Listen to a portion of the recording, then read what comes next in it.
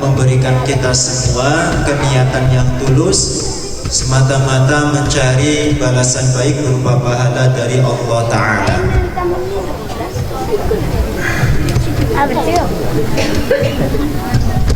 ورد في الحديث عن رسول الله صلى الله عليه وسلم أنه قال طلب العلم فريضة على كل مسلم.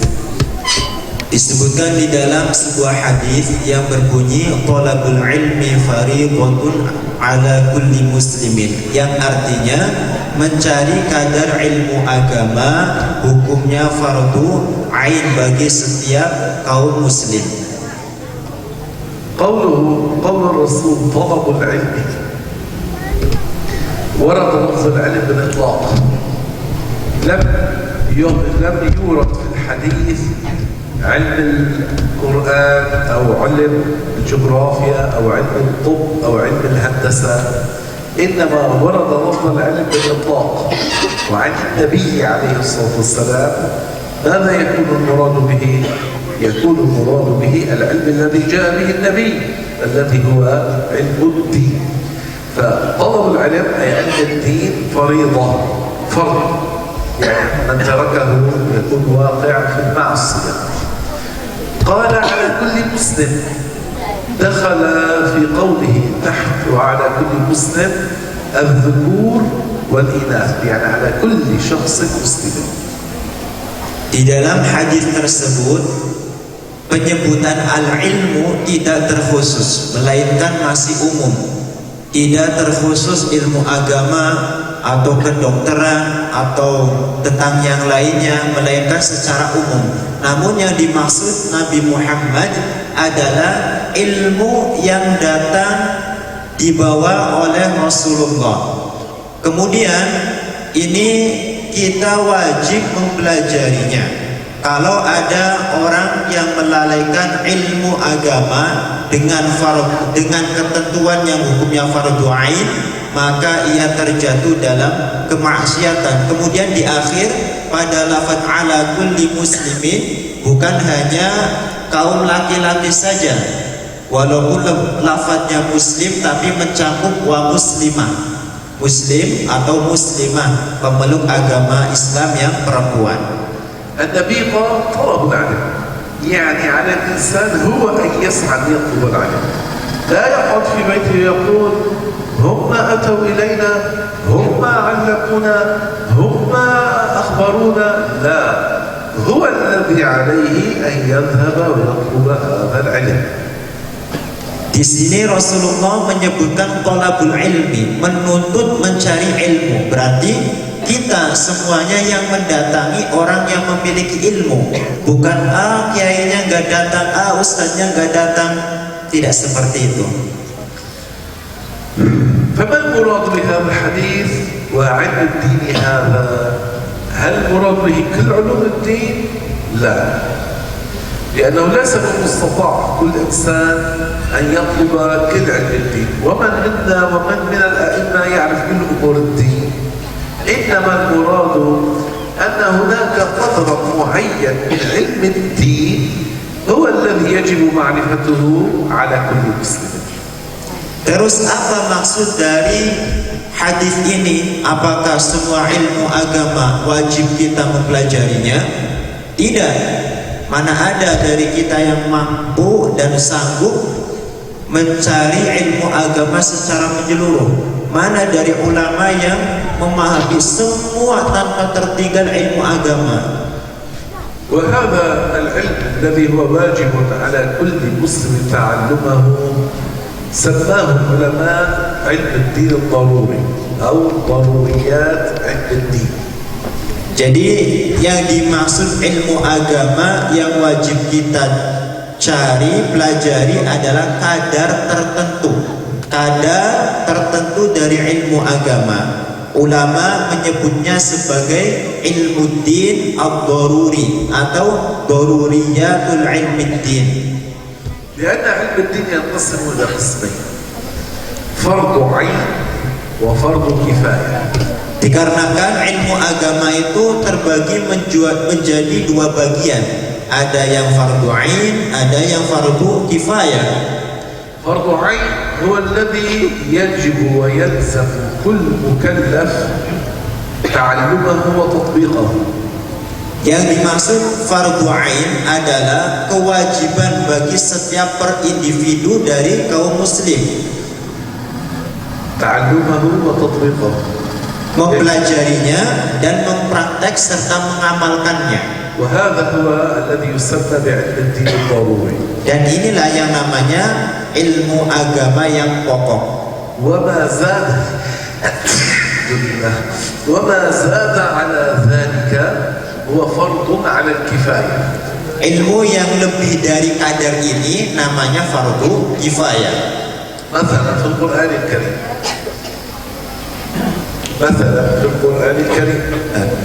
Contohnya di dalam Al-Quran.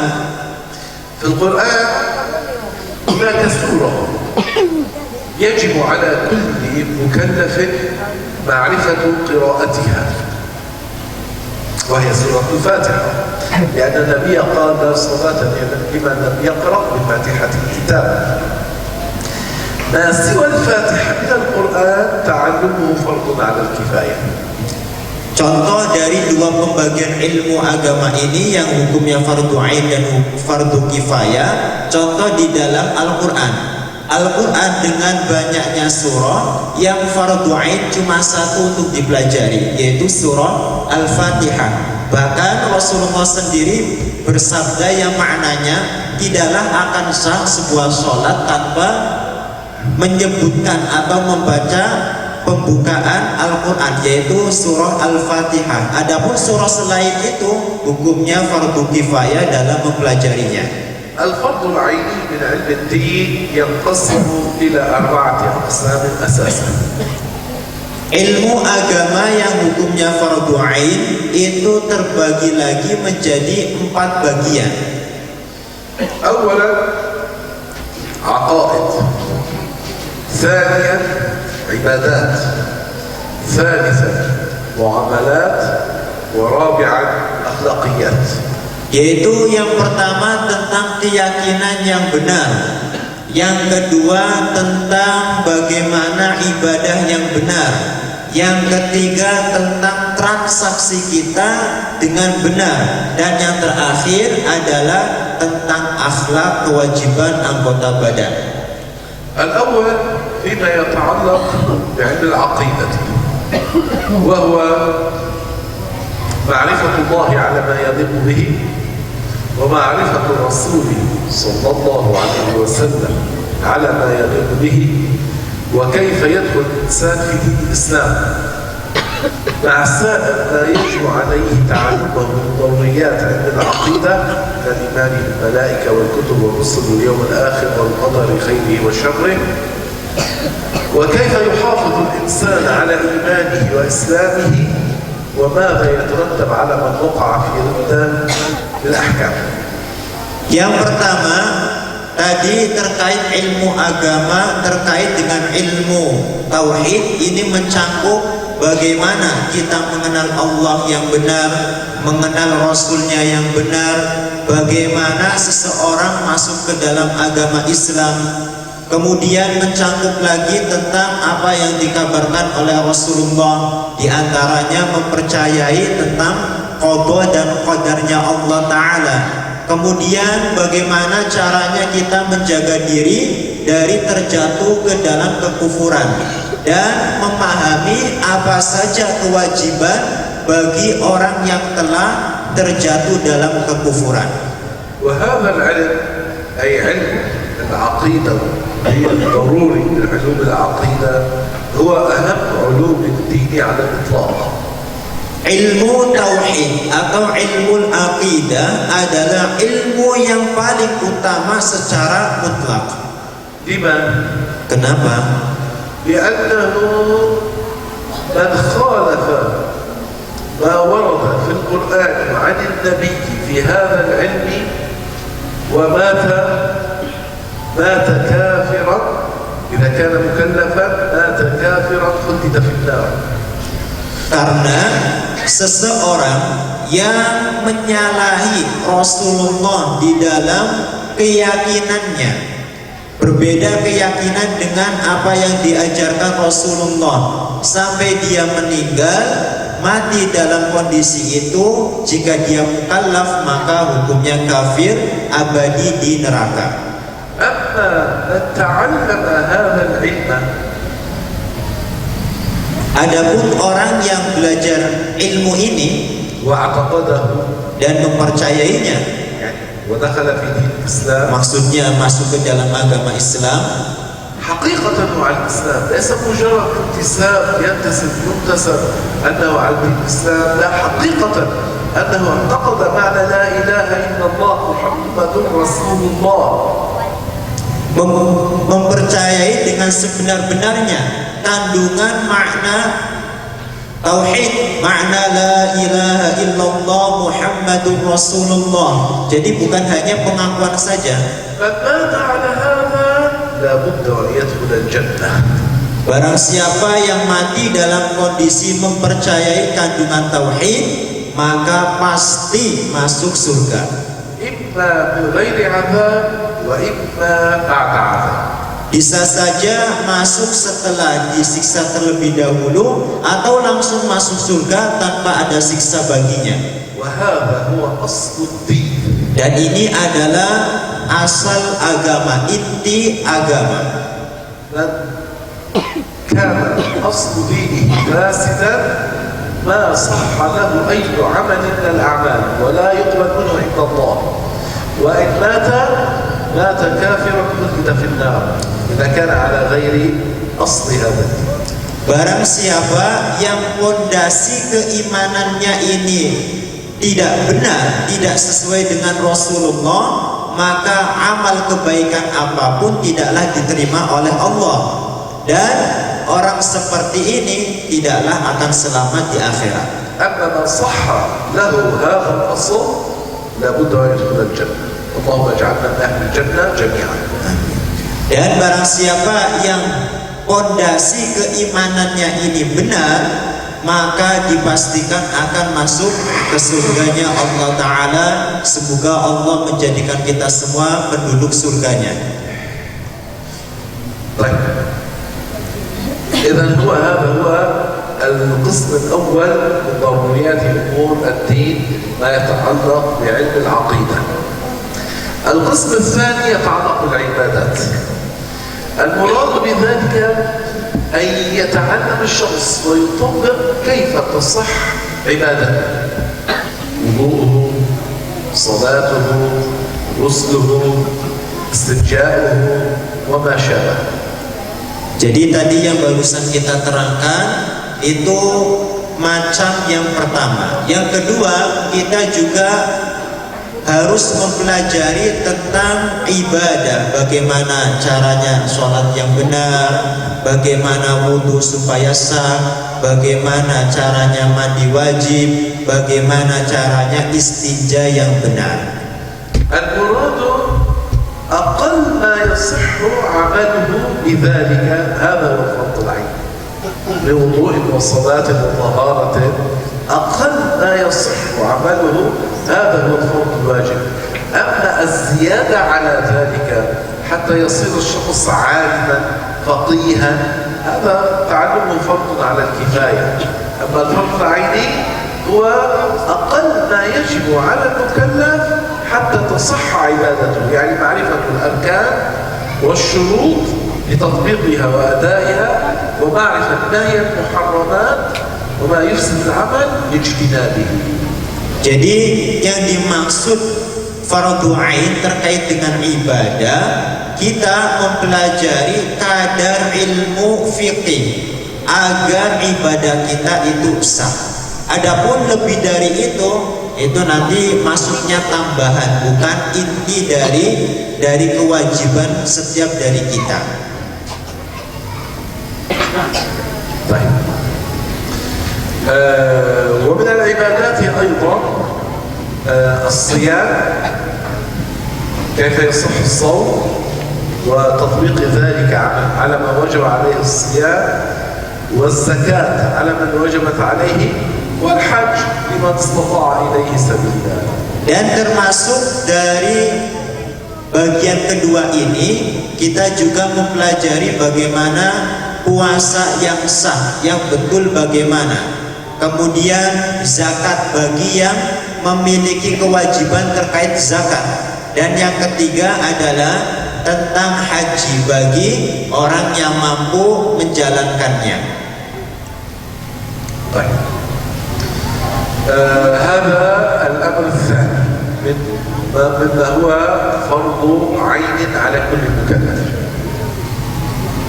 Ini macam yang kedua dari kewajiban yang hukumnya fardu ain bagi setiap mukallaf untuk mempelajarinya. أما الأمر الثالث الذي هو فرض على كل مكلف تعلمه ما يتعلق بضروريات المعاملات. Adapun yang ketiga, ilmu agama yang wajib untuk dipelajari adalah terkait dengan muamalah, transaksi. يعني إذا شخص أراد أن يتعاطى البيع والشراء عليه أن يتعلم كيف يكون البيع والشراء في الشرع حلالا. Jadi maksudnya bagaimana? Semisal ada di antara kita berkehendak untuk jual beli, melakukan transaksi jual beli, maka hendaknya ia mempelajari bagaimana agar saya membeli dengan benar, bagaimana agar saya menjual dengan benar, dan tentunya mempraktekkan ilmu itu. Bagaimana? يتعلم ما هي أركان البيع، ما هي شروط البيع، ويطبق ذلك. Caranya dengan memperhatikan, mempelajari syarat-syarat jual beli, setelah dipelajari dipraktekkan. فأركان البيع ثلاثة: عاقد ومعقود عليه والصيغة، وكل من هذه الثلاثة تنقسم إلى قسمين: العاقد هما البائع والمشتري، معقود عليه هو الثمن المثمن، والصيغة هي كبعت واشتريت. Jadi syarat jual beli itu ada 3, Bu. Yang pertama, akid, orang yang melakukan transaksi, orang yang menjual dan yang membeli. Yang kedua tadi barang, dan kalau orang kita ya berarti ada harta, ada apa namanya, ada uang lah. Yang ketiga silho. Silho itu semisalkan, Bu saya beli, ya saya menjual. فإذا كان يوجد بائع ولا يوجد مشتري هل يصح البيع؟ بيع العقد. طيب يوجد مشتري لكن لا يوجد بائع هل يصح البيع؟ لا يصح. يعني هؤلاء الذين يضعون هذه الآلات، أنه شخص يأتي لوحده يضع مالا ثم يأخذ ما يريد أن يأخذه من هذه الآلة، لا يصح في الشرع. يوجد مشتري لكن لا يوجد بائع، البائع لا تكون آلة. Jadi semisalkan ada penjual tapi tidak ada yang membeli, apakah sah? Tidak. Atau sebaliknya, pembelinya ada, penjualnya tidak ada, itu juga tidak sah. Jadi di sebagian tempat itu ada orang mau beli, ya kita bawa uang, terus tapi tidak ada penjualnya. Jadi kita ngasih uang, nanti kita ngambil barang yang kita mau, itu tidak sah. ثم المتبايعان حتى يصح بيعهما وشراؤهما يوجد شروط لابد أن تتوفر بهما. 2 orang yang melakukan transaksi itu juga memiliki syarat-syarat yang harus diperhatikan, harus terpenuhi agar transaksinya sah. لابد أن يكونا بالغين. Keduanya harus sudah baligh. يعني في مذهب الإمام الشافعي الأطفال الذين هم دون البلوغ لا يصح لا بيعهم ولا شراؤهم. Di dalam mazhab kita Imam Syafi'i, anak-anak yang belum baligh itu tidak diperkenankan untuk melakukan jual beli. ولو كان مميزا. Walaupun sudah mumayyiz, sudah nalar. فلا ترسله أمه مثلا لشراء شيء من الدكان. Dan hendaknya ibunya anak ini jangan memerintahkan untuk membeli sesuatu di warung. Karena anak kecil yang belum baligh itu menurut Imam Syafi'i menjual dan membeli ini tidak boleh baginya.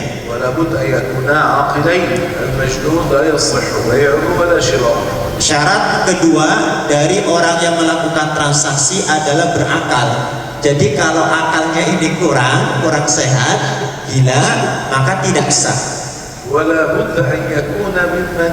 يجوز له التصرف في المال الذي هو بين يديه لا يكون محجور عليه بسفه أو غيره لأن المحجور عليه لا يصح تصرفه بماله بأصول ماله.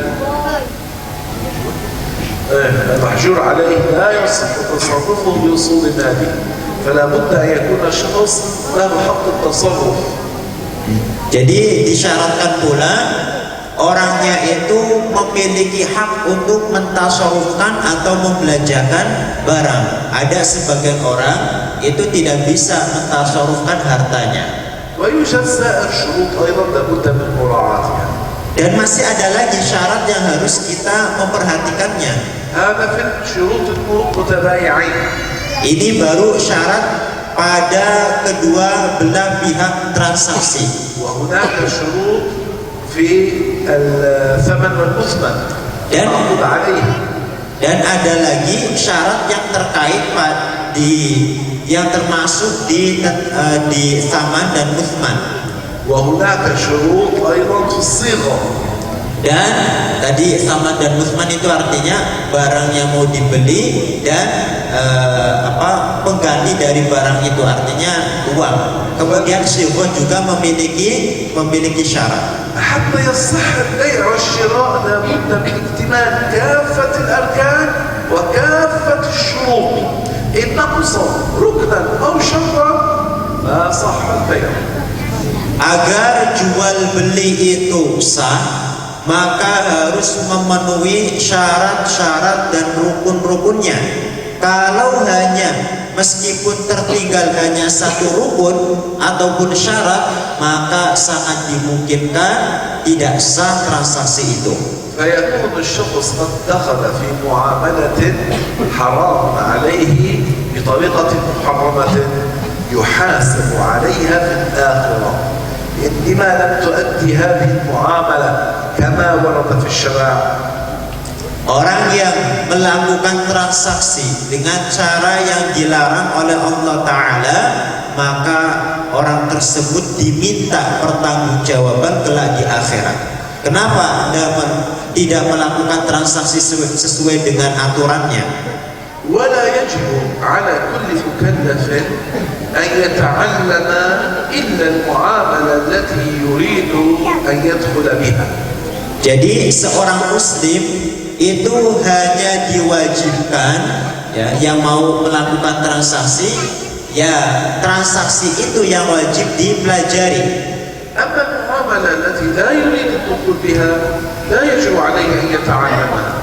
Tapi kalau orangnya itu tidak mau melakukan transaksi sama sekali, maka tidak diwajibkan baginya untuk mempelajari ilmu agama yang terkait dengan transaksi. فإذا الشخص لا يريد أن يدخل في شركة لا يجب عليه تعلم باب الشركة، بل الذي يجب عليه تعلم باب الشركة فرض عين عليه على من أراد الدخول في شركة. Jadi semisalkan ada orang mau melakukan syarikat, transaksi bagi hasil, maka dia wajib mempelajari ilmu tersebut. وهكذا في سائر المعاملات رهن وكالة وديعة عارية مساقات إجارة قرض قراض كل هذه المعاملات وغيرها من المعاملات لا يجب على كل مكلف معرفتها، إنما تجب على من أراد الدخول بها. قبل الدخول بها أن يتعلم كيف تحل، ما هي أركانها، ما هي شروطها، ويطبقها كما ورد في الشرع حتى لا يقع في معصية الله عز وجل. Jadi transaksi itu macamnya sangat banyak. Ada jual beli, ada pinjam meminjam, ada menyewakan, kemudian ada perwakilan, mewakilkan musafah. Musafah itu di daerah Arab. Jadi misalkan saya punya pohon kurma, minta bantuan orang lain agar merawat kurma ini, nanti bagi hasil, dalam buahnya bagi hasil. Nah, kita misalkan menghendaki melakukan transaksi tertentu, ya transaksi itu yang kita pelajari, tidak semuanya, tidak. Nikah muamalah. Nikah itu masuk dalam transaksi. أيضا على من أراد النكاح عليه أن يتعلم كيف يصح العقد، ما هي أركان النكاح، ما هي شروطه، حتى يكون نكاحه صحيحا، يكون موافقا للأركان والشروط، وإلا لا يصح فيقعان في الزنا كبيرا. Maka bagi orang ya yang mau melakukan nikah, hendaknya mempelajari terlebih dahulu syarat rukunnya, agar apa? Dia melakukan pernikahan itu sesuai dengan syariat, sesuai dengan yang dibawakan oleh Rasulullah. Kalau tidak, maka bisa terjatuh dalam kemaksiatan. وقبل الزواج عليه أن يتعلم ذلك. Sebelum nikah, haji dulu. إذا لم يتعلم عليه معصية من الكبائر. Kalau tidak haji dengan ketentuan yang di awal-awal kita sudah jelaskan, maka terjatuh dalam maksiat. وكيف يأمن من الوقوع في المعاصي إن كان لم يتعلم؟ Bagaimana bisa dia menyadari dirinya terjatuh dalam kemaksiatan kalau dirinya saja tidak ngaji ilmu agama? فالذي هو متزوج الآن أو مقبل على الزواج لابد أن يكون قد تعلم كيف يصح عقد النكاح وما له وما عليه، ما هي حقوقه وما هي واجباته. Jadi setiap orang yang mau nikah harus memastikan dirinya sudah memahami nikah itu sah dengan cara bagaimana. Kemudian setelah itu mempelajari apa kewajiban bagi dia yang harus ditunaikan dan apa yang harus ia tinggalkan. سواء كان ذكرا أم كانت أنثى. Baik laki-laki maupun perempuan. حتى لا يقع هو في معصية الله فيظلمها ولا يقع في معصية الله فتظلمه تمنعه حقه. Supaya apa? Jadi jangan cuma laki-laki saja. Laki-laki dan perempuan yang mau nikah harus memperhatikan perkara ini. Supaya apa? Ketika calon suami ini nanti terjatuh dalam maksiat, tidak menggolimi istrinya. Begitu pula sebaliknya, kalau istrinya itu yang terjatuh dalam kemaksiatan, tidak akan melakukan kezaliman kepada suaminya. تعرفون كم هو باب النكاح كبير؟ Kita sudah tahu مع ما يتعلق به من قضايا وأحكام. ya, itulah pembahasan nikah sangat luas, sangat panjang. باب النكاح وحده هو ربع كتب الفقه. ربع كتاب الفقه هو باب النكاح. Jadi penjelasan nikah, hanya nikah saja itu harus membutuhkan seperempat ya dari satu kitab. Jadi seperempatnya itu terkhusus dalam pembahasan nikah. باب النكاح وما يتعلق به من قضايا حجمه بحجم طهارة وصلاة وصيام وزكاة وحج مجتمعين. حجمه بحجم طهارة وصلاة وصيام وزكاة حج مجتمعين. Jadi pembahasan nikah ya itu sama dengan pembahasan bagaimana suci, bersuci yang benar, sholat, puasa, haji, Kalau keempat pembahasan ini digabungkan menjadi satu, tebalnya itu sama dengan pembahasan nikah. كتب الفقهاء قسموها إلى 4 أقسام.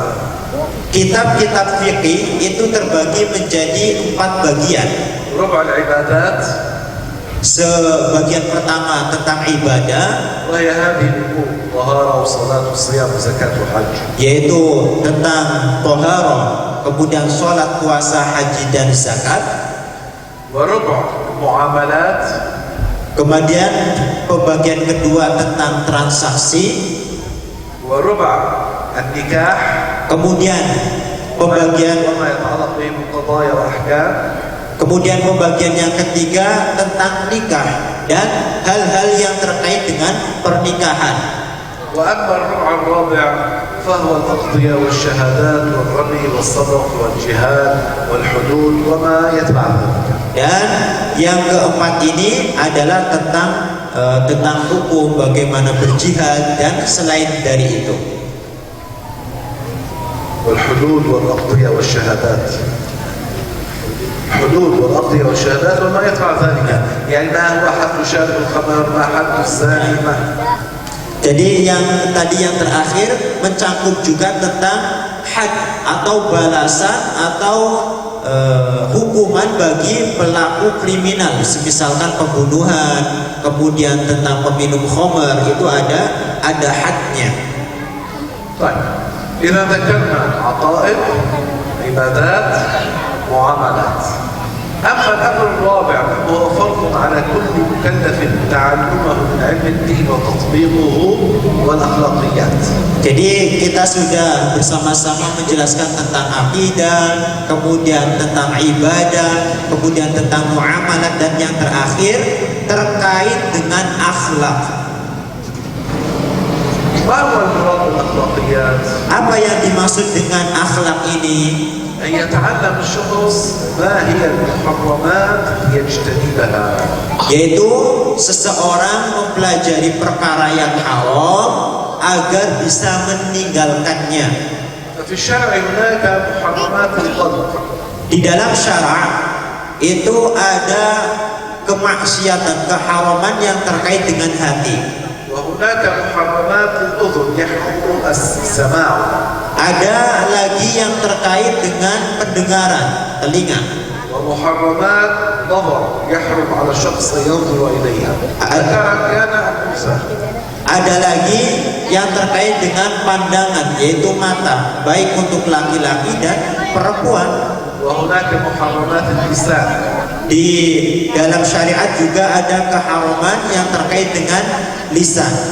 وهناك محرمات يدين. Ada yang terkait dengan kedua tangan. ومحرمات رجلين. Ada lagi yang terkait dengan kedua kaki. ومحرمات بطن. Ada lagi yang terkait dengan perut.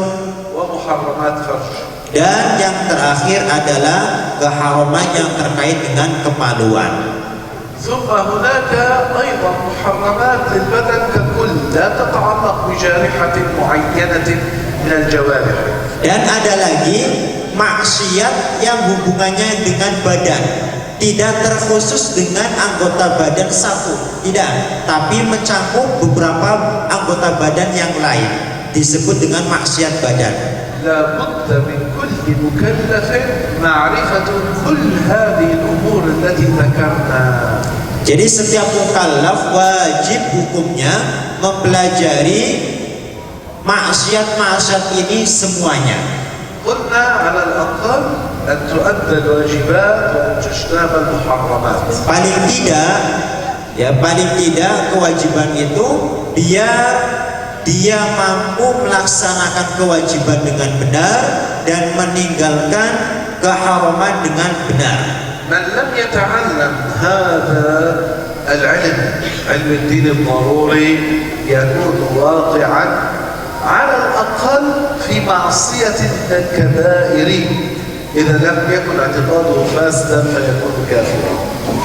Jadi orang yang tidak mempelajari kadar ilmu ini yang barusan kita jelaskan, maka paling tidak akan terjatuh dalam maksiat besar. Kalau keyakinannya rusak, maka bukan hanya maksiat saja, lanjut ke tahapan kekufuran. ثم يتبع كل هذا بابا وهو باب التوبة من الذنوب. كيف تتوب؟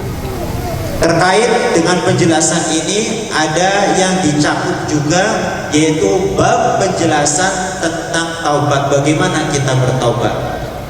هذا هو علم الدين الضروري. Inilah penjelasan tentang ilmu din al-daruri, أو ما يسمى بضروريات علم الدين، atau pokok-pokok ilmu agama.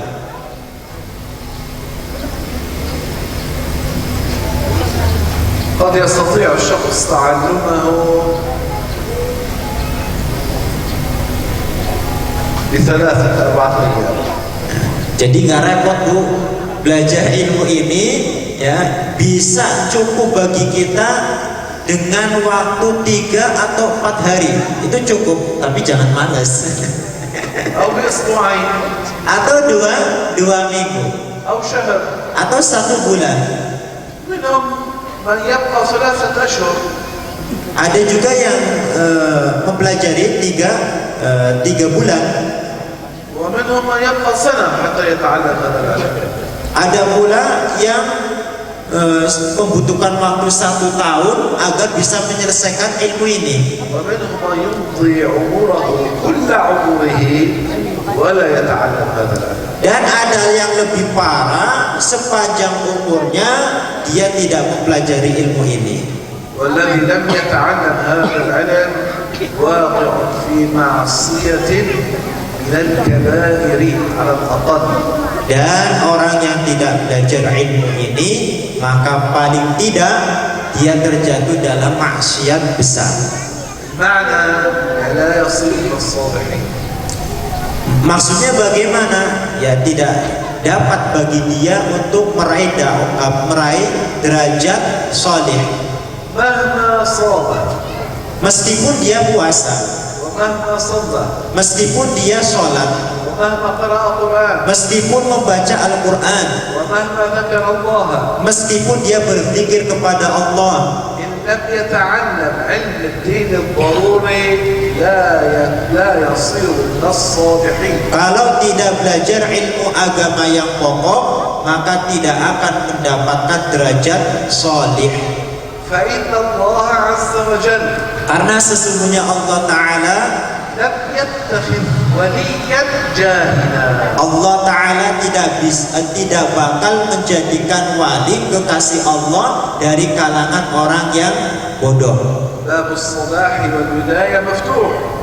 Pintu sholih, pintu kewalian itu terbuka luas. ليس مقفلا على أحد. ليس مقفلا على أحد. Tidak tertutup bagi seseorang. إنما حتى يصل لا بد من اتباع الطريق التي توصله إلى الولاية والصلاح. Kalau mau mencapai derajat wali, derajat orang soleh, ya harus memperhatikan jalan yang menghantarkan dia ke derajat wilayah atau ke tingkatan soleh. تعلم علم الدين الضروري، Yaitu mempelajari ilmu agama yang pokok وتطبيق ذلك تطبيقا كاملا، dan mempraktekkan ilmu tersebut dengan semaksimal mungkin, فيصير من الأتقياء. maka dia dengan izin Allah menjadi orang yang bertakwa. ومن ثبت على التقوى Dan orang yang tetap dalam kondisi takwa يحبب إليه نوع أو أنواع من النوافل، dan dia menjalankan 1 atau 2 jenis kesunahan, فإن التزم بذلك jika dia konsisten dalam perbuatan itu, ثبت على ذلك dia istiqomah dalam perbuatan itu, يصير من الأولياء الصالحين. maka menjadi kekasih Allah yang sholih. ولا سبيل للوصول إلى الولاية بغير هذا الطريق. Tidak ada metode, tidak ada jalan yang lain menuju kewalian kepada Allah Ta'ala kecuali dengan jalan yang barusan kita pelajari. فأحثكم على تعلم ضروريات أمور الدين Beliau memotivasi kita, menyemangati kita semua untuk mempelajari ilmu agama yang pokok وتطبيق ذلك dan mempraktekkan ilmu itu حتى تصيروا من المتقين agar kita semuanya menjadi orang-orang yang bertakwa, لأننا أمرنا بذلك. karena kita diperintahkan oleh syariat untuk melakukan itu. الله تعالى قال يا أيها الذين آمنوا اتقوا الله. Allah Ta'ala memerintahkan kita dengan sabdanya, wahai orang-orang muslim, orang-orang mukmin, bertakwalah kalian kepada Allah. والتقوى هي لزوم طاعة الله.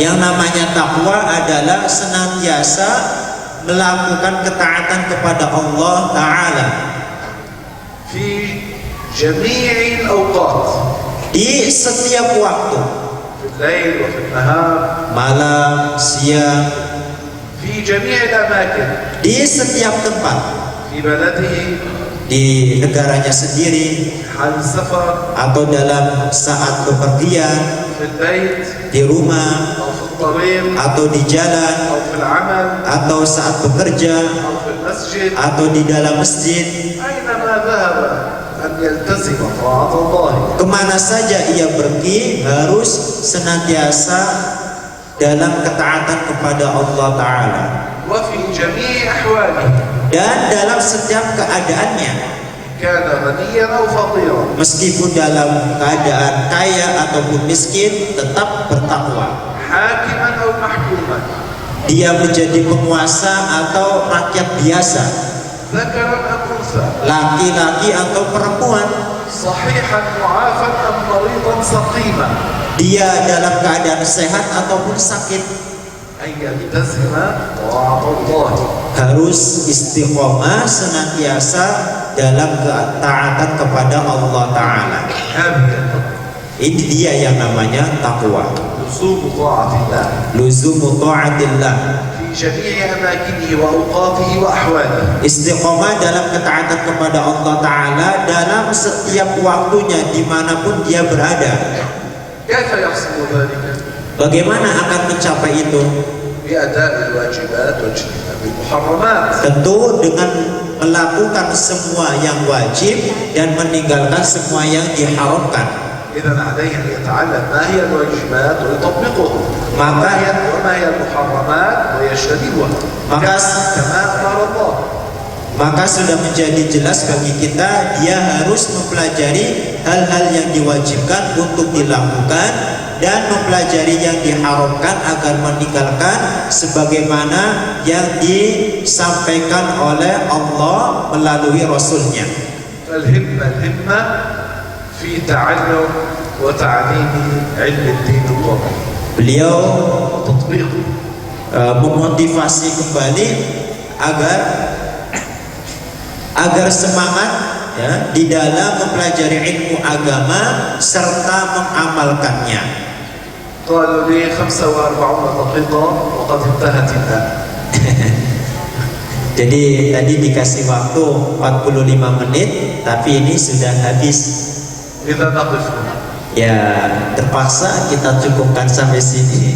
لكن إن كان لأحد سؤال أو استفسار أو استيضاح فليتفضل.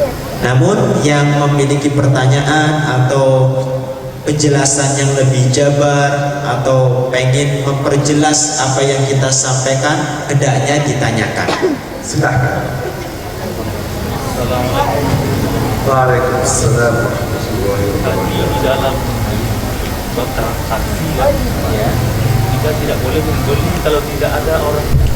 Tapi sering kita lakukan, kita mengambil barang dengan transaksi uang seharga barang yang kita ambil. Kita katakan tadi tidak boleh. Apakah tidak boleh di sini hukumnya haram? Yang kedua, kebiasaan kami di sini pribadi sering menyuruh anak-anak untuk membeli barang. Dan katanya tadi kan dilarang.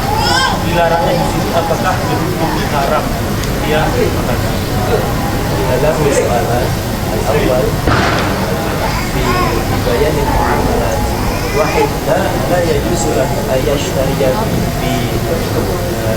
بغير البائع. هنا حرام، هنا حرام. شو لا يشتري زي مثلا في المثال فيأتي معاملة البائع لا يوجد. لا يوجد بائع لا يصح. إذا كان بائع لا يوجد شخص يريد أن يشتري شيئا لا يجد من يبيعه هذا الشيء. هل تحصل معاملة البيع والشراء؟ لا تحصل. لابد أن يكون هناك بائع. Jadi solusinya ya, kalau memang terjadi seperti itu ya harus ditinggalkan. Solusinya ditinggalkan agar terjadilah transaksi yang benar. Maka kebiasaan-kebiasaan seperti itu berupa ingin membeli ya, tapi tidak ada orangnya, hendaknya ditinggalkan. Misalkan ada penjual sayuran atau buah-buahan, dia memiliki kedai atau gerobak. Di dalam gerobak itu ada buah-buahan ini serta apa namanya tadi, hijau-hijauan, sayur-sayuran.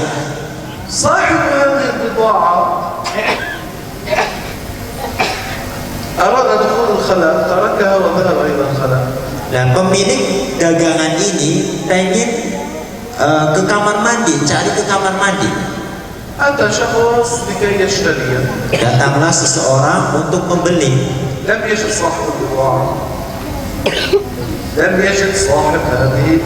Dia tidak menemukan si penjualnya. Dan si pemilik jualan ini tidak mewakilkan kepada orang lain untuk menunggu atau melakukan transaksi. Ya maka tidak sah jual belinya.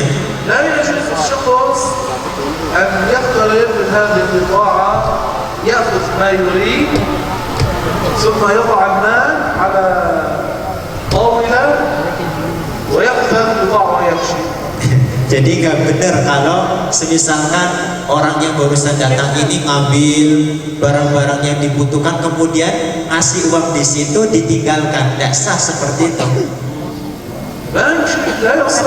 Tidak sah. أو أن يأتي مثلا جاره صديقه فيبيع بضاعته وهو لا يدري لم يكن موكلا بالبيع لا يصح بيع ذاك. Begitu pula tidak sah jika yang menjual ini orang lain, tetangganya, temannya yang tidak diberikan perwakilan, tidak diizinkan untuk menjual. يعني تصوروا أن شخص عنده في بيته سجادة كاربت فيأتي شخص ويبيع له البيت أو يبيع له سجادة وهو لا يدري وهو لم يوكله بالبيع ولا يمكن أن يبيع لا يصح. Jadi kalau di rumah ada karpet, sejadah, ya kalau atau barang apa saja, ya tidak boleh dijual kalau tidak ada perwakilan, bukan barang kita pun dijual, kan gitu.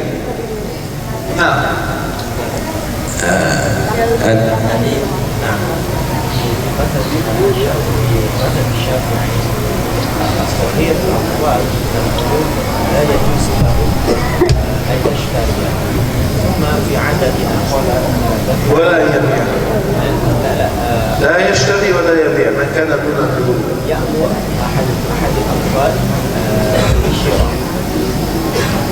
كيف لا يصح في مذهب الإمام الشافعي بيع الطفل وشراؤه لا يصح. من كان دون البلوغ اسمان إما أن يكون مميزا أو دون التمييز. دون التمييز يعني عمره سنة، سنتين، 3 سنوات، 4 سنوات ليس مميزا، هذا في كل المذاهب لا يصح لا بيعه ولا شراءه في كل المذاهب. أما المميز في مذهب الإمام أحمد بن حنبل يصح بيعه وشراؤه بإذن وليه. ليس هو من رأسه يبيع ويشتري لا يصح. عند الإمام أحمد يصح بيع الصبي أو الصبية إذا كان أنثى المميز لابن وليه، هكذا الشرط عنده. أما عند الشافعي لا يصح حتى يبلغ أو تبلغ. Jadi ini jawaban sebagai solusi ibu-ibu.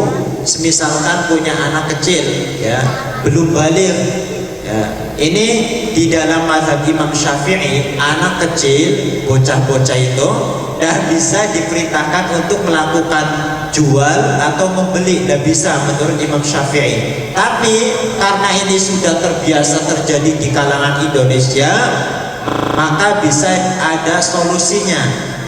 Di dalam mazhabnya Imam Ahmad Ibnu Hanbal, anak kecil yang belum balik namun sudah mumayyiz, sudah bisa makan sendiri, istidah sendiri, maka diperbolehkan, ya. Tapi kalau anak kecilnya ini belum mumayyiz, masih tidak tahu, arah pun tidak tahu, makanya harus disuapin, ini di setiap mazhab tidak diperbolehkan.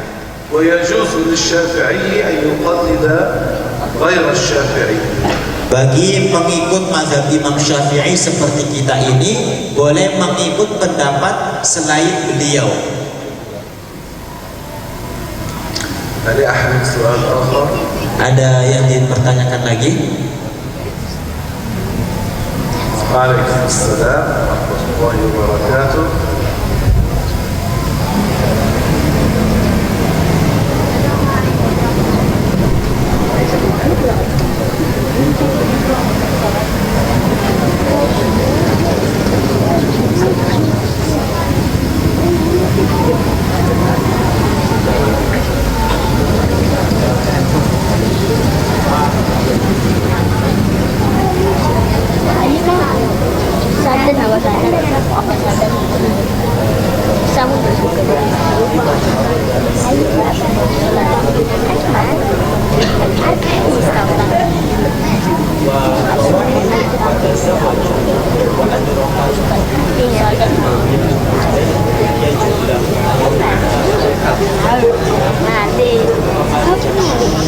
الآن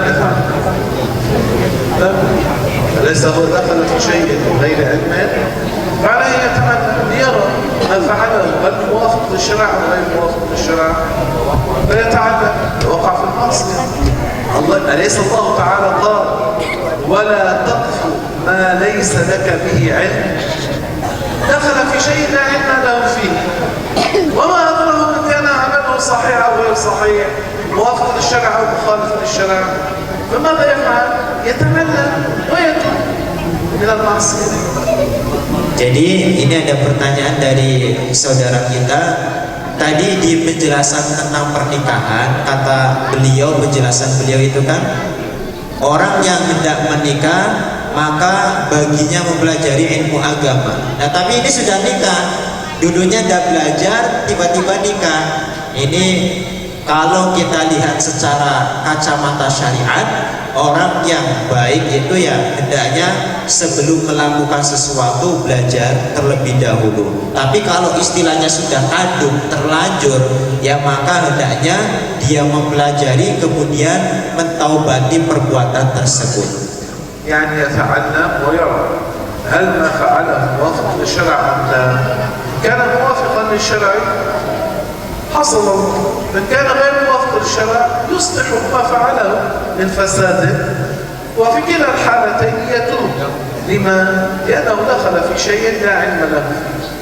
Jadi di sini ada dua kondisi.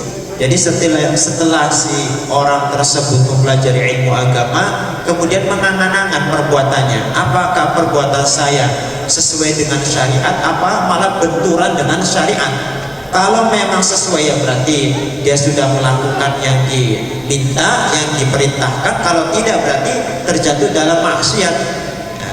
Meskipun dalam kedua posisi ini, keadaan ini tetap dia harus bertaubat dikarenakan dia telah memasuki sebuah perbuatan tanpa didasari dengan ilmu agama.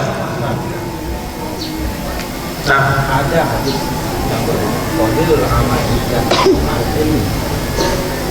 Wa katsirul amali la yanfa'u ma'al jahil. Kalau menjelaskan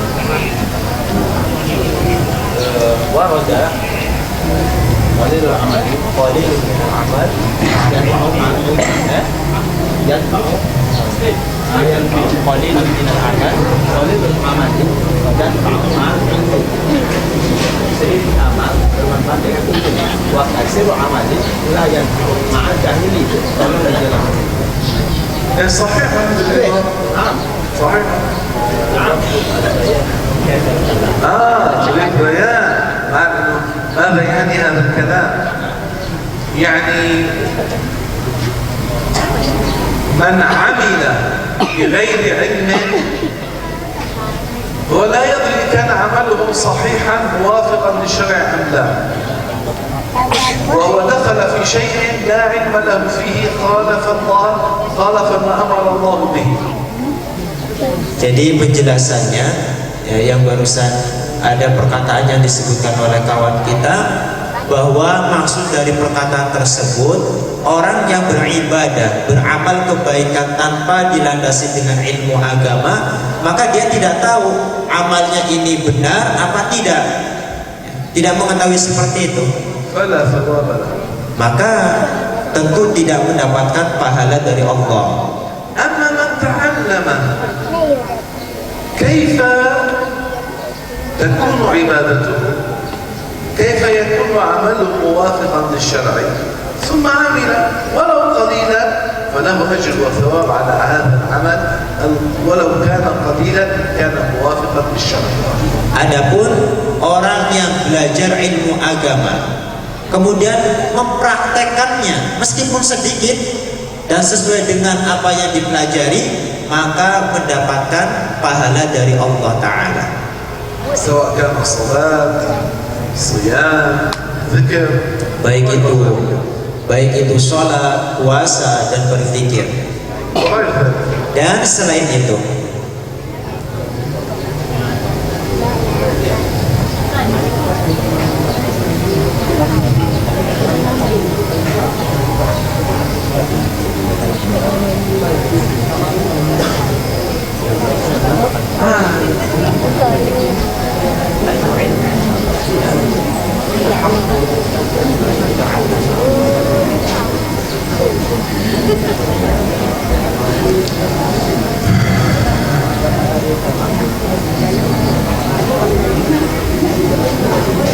أهم العلوم وأولى العلوم تعلمها على الإطلاق ابتداء هو علم العقيدة.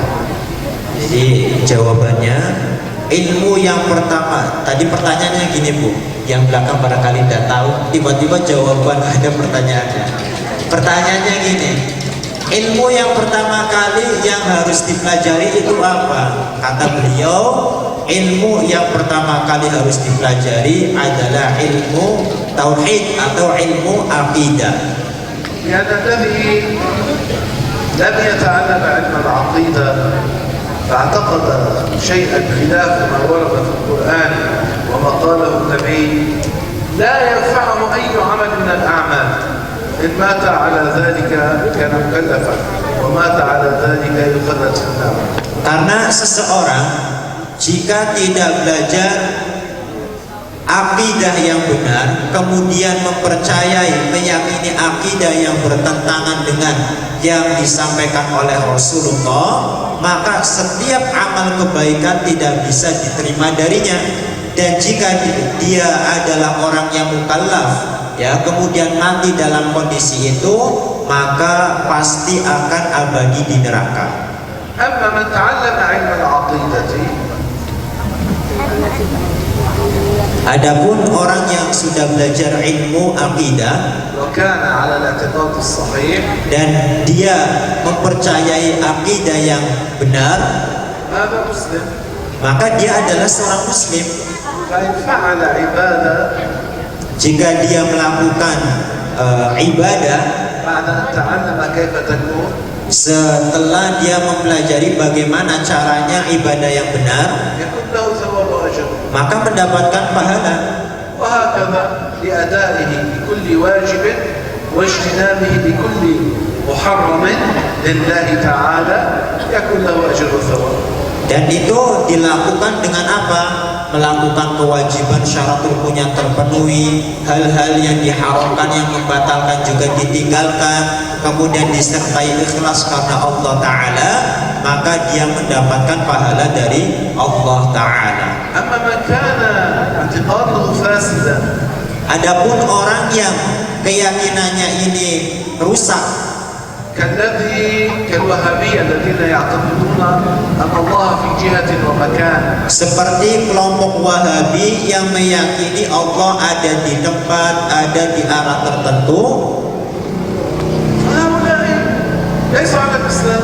maka mereka bukanlah pemeluk Islam. إن ماتوا على ذلك ماتوا كفارا يخلدون في النار. Jika mereka mati dalam kondisi ini, maka mati dalam kondisi kafir, abadi di neraka. لا تقبل منهم صلاة Sholatnya tidak diterima, ولا صيام puasanya juga, ولا قراءة قرآن bacaan Qur'annya juga, ولا ذكر. zikirnya juga. لا يقبل منهم أي عمل من الأعمال Amal apapun tidak ada yang diterima darinya. لأن لقبول الأعمال هناك شرط الله اشترطه لكي يكون العمل صحيح. Karena supaya amal ibadah itu diterima, harus ada dia memenuhi syaratnya, dan Allah Ta'ala menyebutkan hal itu. ما هو هذا الشرط؟ Apa syarat ini? هو الإيمان بالله ورسوله. Yaitu beriman kepada Allah dan Rasulnya. إذا لم يكن على الإيمان بالله ورسوله كل الأعمال التي يعملها فيما لو عملها مسلم له ثواب وأجر، لكن هو لم يكن على الإيمان الصحيح بالله ورسوله لا يقبل منه أي عمل من الأعمال. Jadi amal kebaikan apapun yang dilakukan dan tidak berdasarkan keimanan yang benar, maka tidak bakal diterima oleh Allah Ta'ala. الله تعالى قال: ومن يعمل من الصالحات من ذكر أو أنثى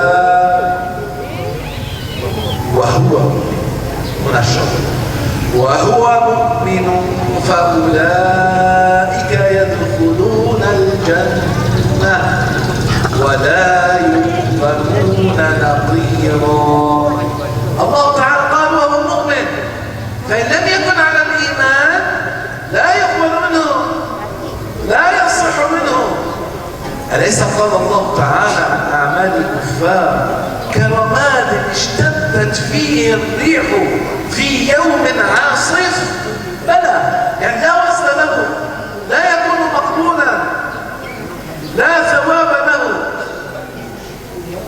إذا الشرط الأول لصحة الأعمال ولقبولها هو الإيمان الصحيح. إذا أفضل الأعمال هو الإيمان بالله ورسوله، وهذا الذي قاله الإمام البخاري: أفضل الأعمال إيمان بالله ورسوله. Jadi supaya amal ibadah itu diterima oleh Allah Ta'ala, ada syarat yang paling penting, yaitu Islam, iman kepada Allah beserta Rasulnya. Hal ini dijelaskan di dalam Al-Quran: wa may ya'mal minas solihati min dzakarin aw untha wa huwa mu'minun. Jadi orang yang melakukan kebaikan, baik laki-laki maupun perempuan, agar diterima oleh Allah Ta'ala, syaratnya harus mukmin, wa huwa mukmin. Tadi disebutkan seperti itu. Maka dari sini diketahui amalnya orang kafir itu tidak diterima, melainkan disebutkan seperti debu yang diterbangkan oleh angin, dihembus oleh angin, tidak ada manfaatnya dan dia tidak mendapatkan pahala dari Allah Ta'ala. Jadi dari penjelasan itu maka diketahui ilmu yang paling utama yang harus diprioritaskan adalah ilmu akidah. Hadis Nabi Rasulullah ya, meriwayat Rasulullah bersabda, afdhalul a'mal imanun billahi wa rasulih, yang diriwayatkan oleh Al-Bukhari, yang maknanya amal ibadah yang paling utama, yang paling banyak pahalanya secara mutlak adalah beriman kepada Allah beserta Rasulnya.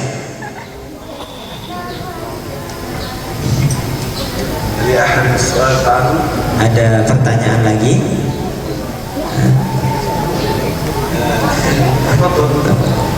Di luar tema, kita bisa melakukan sholat qobliyah Jumat. Sebagian ulama ada mengatakan bid'ah.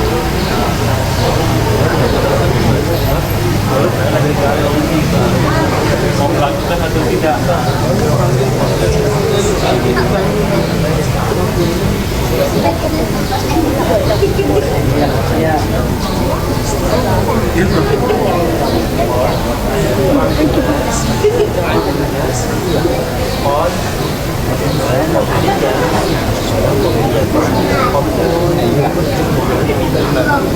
Bahwa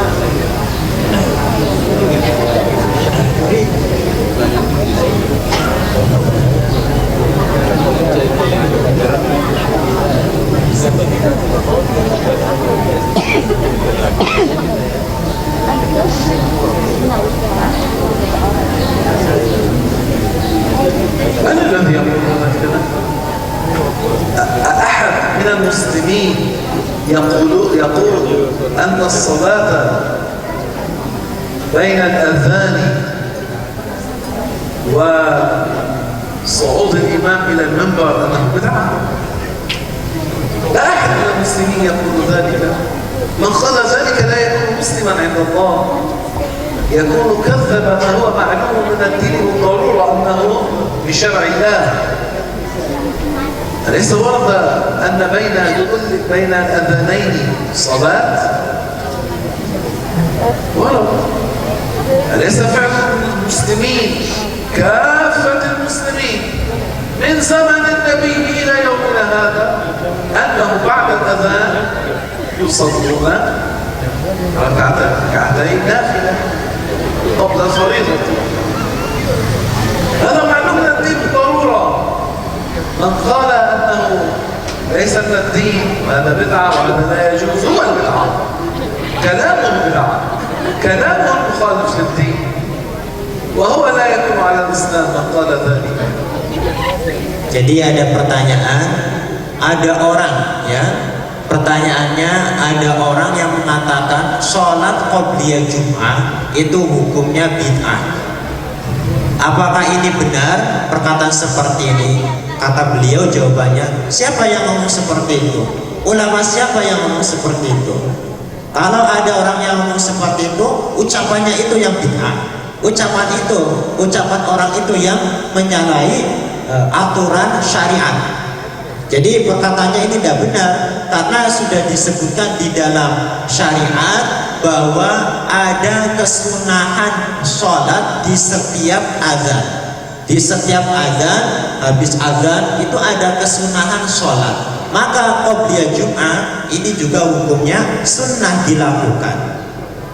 Barang siapa yang meyakini qobliyah Jum'ah ini hukumnya bid'ah, maka orang tersebut bisa keluar dari agama Islam, dikarenakan perkara ini sangat maklum minad dini bid-darurah, yang artinya setiap lapisan orang di agama Islam mengetahui, baik yang awam ataupun yang khawas, itu mengetahui bahwa qobliyah Jum'ah itu disunnahkan.